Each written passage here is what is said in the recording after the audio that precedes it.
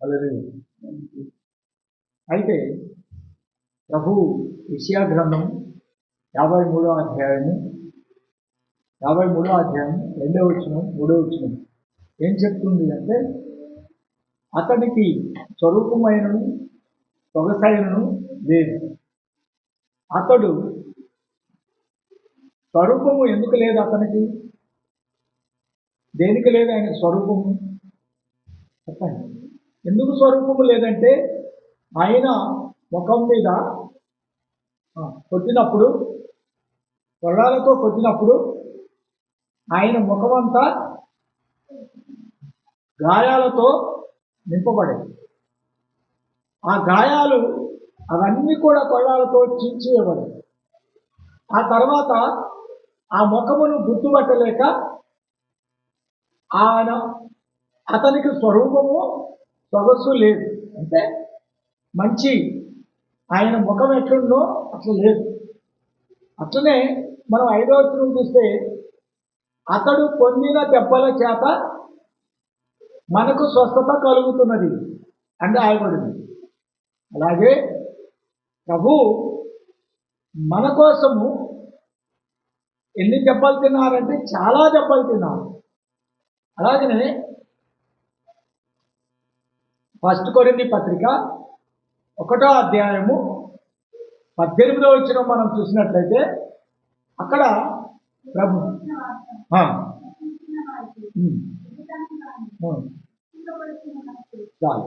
అయితే సిలువని గురించిన వార్త నశిస్తున్న వారికి వెరితనము కానీ, రక్షింపబడుతున్న మనకు ఏమైంది? దేవుని శక్తి.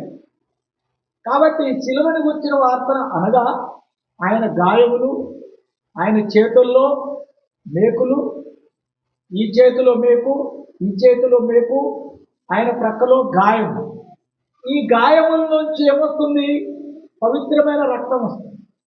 ఆ రక్తము బయటికి రావాలంటే ఆయన బాధాకరమైన దెబ్బలు తినవలసి.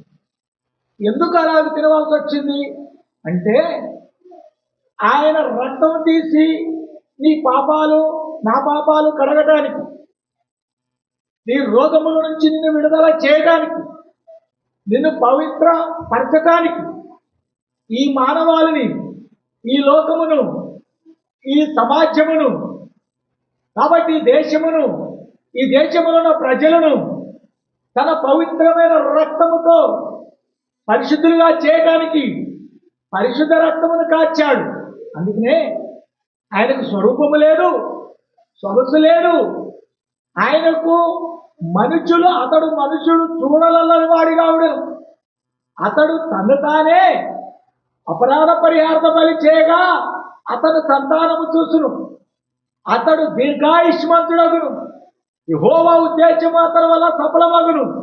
ఏంటి ప్రభు ఉద్దేశం అతని వల్ల సఫలమయ్యేది ఏంటి అంటే, ఆయన తన పవిత్రమైన రక్తమంతా కార్చి ఈ మనుషులకు, పాపులైన మన కొరకు అనుగ్రహించినాడు.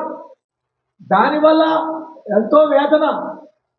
ఆయన రక్తమును మనం అంగీకరించడం వల్ల, ఆయన రక్తమును మనం తెలుసుకోవటం వల్ల, ఆయన రక్షకుడని మనం గుర్తించడం వల్ల, నా పాపములు క్షమించమని అడగటం వల్ల యేసు రక్తము ప్రతి పాపము నుండి కడుగుతుంది.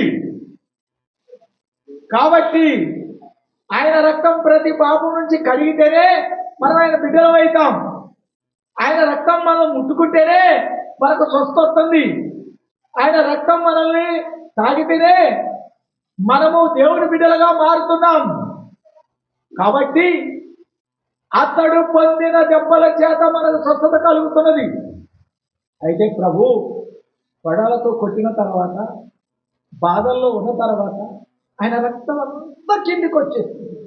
ప్రభు ఒక మంచి నీళ్ళ వలె కింద పారబోయబడ్డాడు. ఆయన రక్తం అంతా ఆ భూమి తడిసిపోతుంది. కాబట్టి అందుకే ప్రభు మరి ఆ ప్రభు మన కొరకు అవమానం భరించాడు, మన కొరకు వేదన భరించాడు, మన కొరకు భయంకరమైన శోధన భరించాడు. మన కొరకు భయంకరమైన గాయాలు భరించాడు. కాబట్టి అతడు ప్రేమ అది. అతడు ఆ దెబ్బలకి మంచి నీళ్ళ వలె భూమి మీద పారవేయబడటం, భూమి మీద అతడు మరి మంచినీళ్ళ వలె విసర్జింపబడటం, బహుఘోరమైన అవమానాన్ని పొందాడు, బహుఘోరమైన ఇన్సాల్ట్ను పొందాడు. ఎందుకోసం? మనల్ని ప్రేమించాలి, మనల్ని కరుణించాలి. ఈ సమాజాన్ని అంతటిని కరుణిస్తున్నాడు.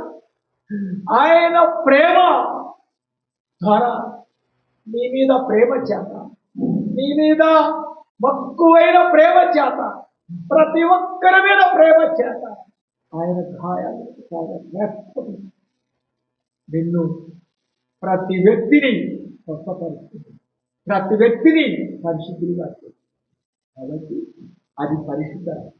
అందుకనే మనకు స్వరూపం లేదు, సొగసు లేదు. అతడు తునీకరింపబడిన వాడు కనుక మనం అతన్ని ఎందుకు చేయాలి? నిశ్చయముగా అతడు మన రోగములను బలపరిచాడు.